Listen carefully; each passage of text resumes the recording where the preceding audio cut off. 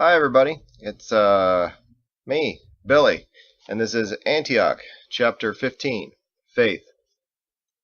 That week's service filled Bethelford's Inn to the walls, and almost 3,000 more people stood outside, waiting for word of what would be discussed within. Seats had been saved for the sailors and Fergus family. Bethelford stood on the staircase, smiling and waiting for the whispers, chairs, and shoes to silence. Service started with a hymn. Bethelford led their worship with a clear, powerful voice. The songs rose and fell in practiced harmony. An ocean of sound flowed from the fine double doors and carried through the city on the voices in the streets. Biggs leaned over to Andelin and said, "You're making a racket." She nodded, frowning in her scars. All of the sailors shifted around, watching out of the inn's big windows, which seemed very fragile when they thought about it. After the last song, the congregation settled and prepared for Bethelford's sermon. Whispering near the entrance drew attention. Michael stood in the middle of the whispers, looking around the room. He hadn't attended one of his father's services in more than 30 years. Andelin held up her hand. He held up her bundled goggles and surgeon's cover. She'd asked for them. The man between Andelin and Fergus stood up and offered Michael his seat. He shook Michael's hand with both of his own, smiling at him and welcoming him to the gathering. Bethelford also smiled at Michael and waited once again for silence. Bethelford opened his arms wide and said, "Brothers and sisters, daughters and sons." He went on and on to talk about friendship, family, and accepting the sailors into the community. Though loquacious, it was a wholesome message. Fergus was disgusted. He whispered to Michael, "Pwah! Look at him up there, that preachy." Michael shushed him. Fergus frowned and turned to Margot. Margot put a finger in his face and hissed, "Fergus, don't embarrass us." Bethelford spoke about the importance of contributing to society, and produced a list he'd taken the time to collect from the fellowship. It contained available work and more permanent living arrangements for the sailors. Bethelford had just begun reading it when Fergus turned around and saw Ditch. Fergus twisted with his arm over the back of the chair and went, "Psst." Ditch scowled. Fergus whispered, "Do you see him up there? He's terrible. God must work in mysterious ways. Why he'd let Bethelford speak for him, I'll never know." Ditch said, "Look, man," obviously not interested in anything Fergus had to say right then. Fergus shushed him, motioning that he should keep his voice down. Then he went on to complain to his new friend in whispers about Bethelford, quickly comparing him to both a toadstool and an old trout. Ditch's face was a raisin. He wanted to hear what Bethelford was saying, and he didn't want to listen to any complaining. One of his friends had just gotten cut up. Another one was gone. Fergus said, "Now I know how you sailors feel. I lost my home last night, too. I don't know when we'll be able to move back in, so I have to sit here drinking Bethelford's sour milk." Ditch snapped. With a little less volume than a shout, he said, "Hey! You lost a house, man. Everybody I know is dead. Now I'm trying to listen to this guy, so, shut up." Bethelford paused. The congregation turned to stare. Fergus rotated, sinking into his chair. Margot and Sarah covered their faces.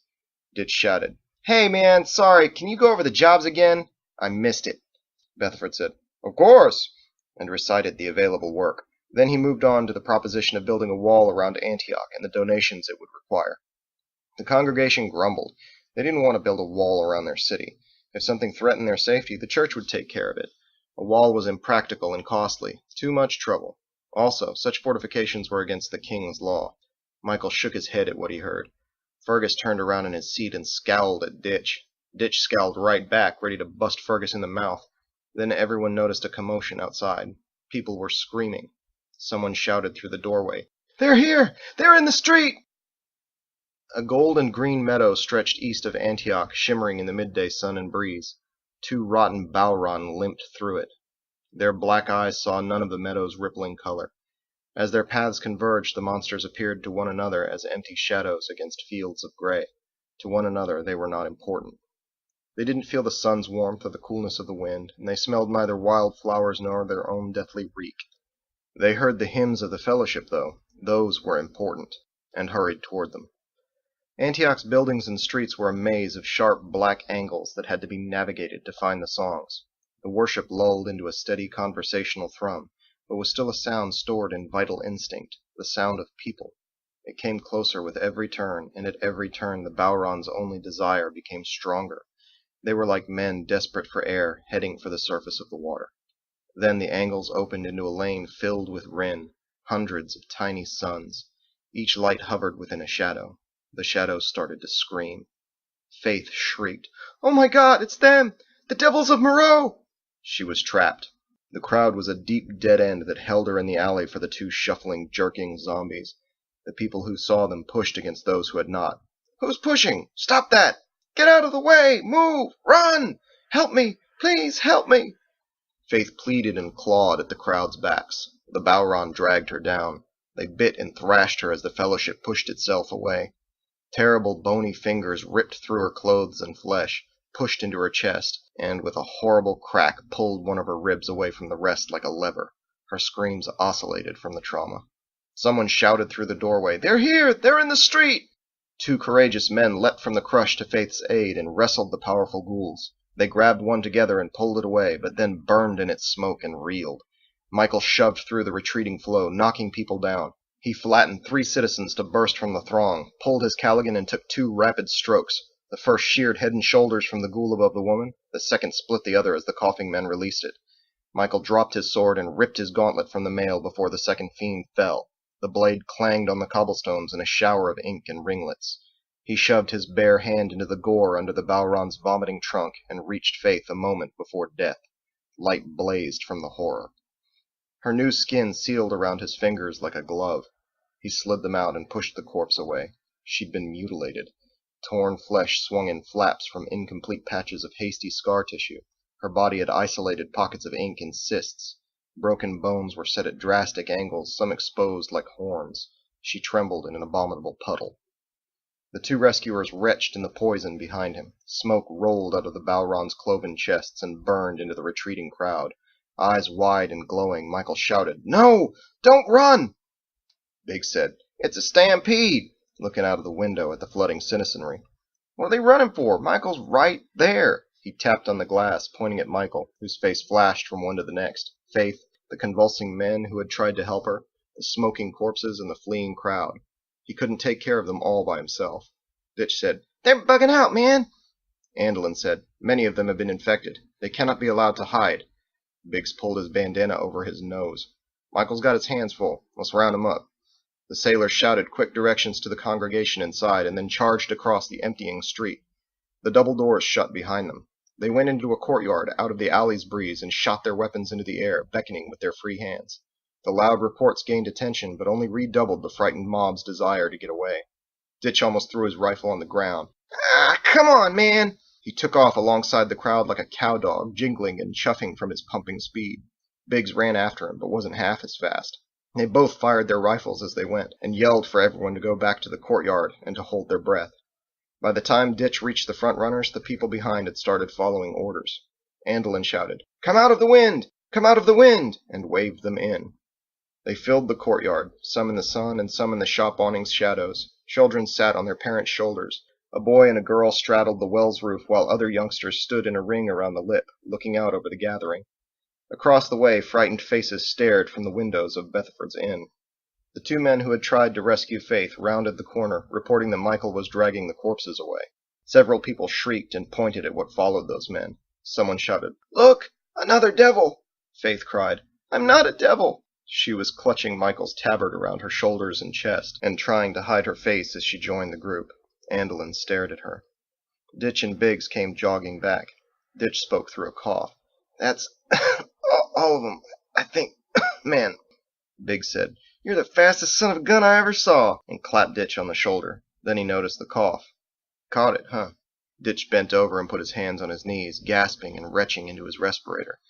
"Yeah, man, it's it's like hard to hold your breath, you know." Cough stuttered through the crowd as well. Andelin shouted orders to organize the afflicted. She asked for those who felt stronger to stand back, and she failed to ease fears by saying, "Remain calm! You could have up to 3 hours before death!" People gaped, prayed, and made holy signs. Biggs shouted, "Come on, y'all! The better we help Michael, the faster he'll go." When Michael returned, he was the only one in the street. His naked male's leather laces ran from neckline to waist. His left hand glistened red and black under the torn sleeve. He shouted, "I stowed them in the toilet! Stay away from the toilet near the inn!" He repeated himself, and the crowd passed it along. "Don't use the toilet at Bethenford's! Hey, don't use the toilet at Bethenford's!" Michael scanned up and down the empty way, breathing. Then he said, "The lane is safe. We need to start curing the disease. They flooded out to him, begging for hospital. Michael worked as quickly as he could. As they lay down on the cobblestones, he touched them and moved on to the next. Each took no more than 4 seconds of his time, but long minutes passed in the presence of thousands. He could not speak often at the pace he kept, but when he reached Ditch, Michael said, "Thank you."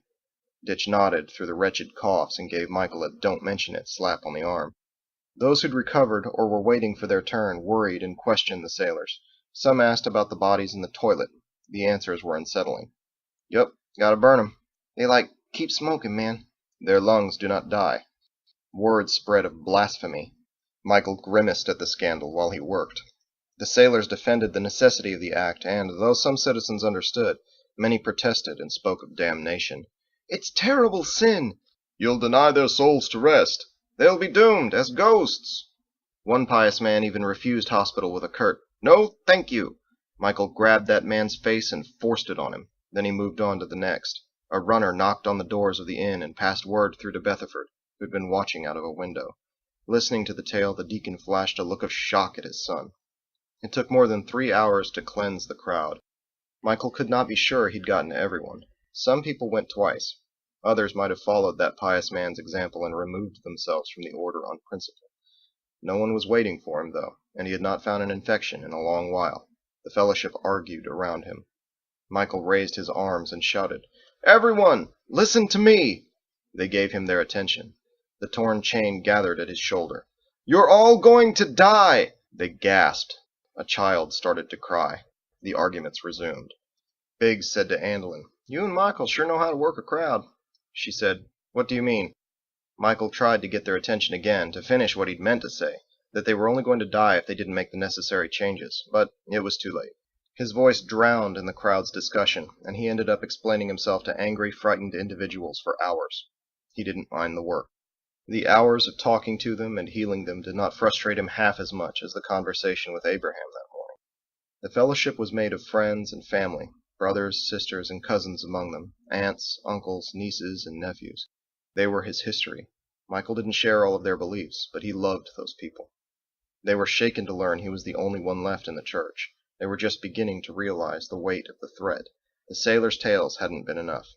And, after being attacked during service, most of them were ready to help however they could. They were ready to stand together and to protect each other. Michael was resolved to teach them all, every one of them that wanted to learn.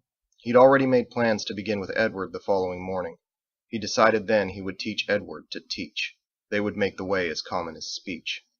He took the time to answer questions and told everything he could, the open truth. It was a tremendous relief, like he'd been holding his breath for decades. In the corner of his eye, the lowering sun glinted gold from his tabard's circle.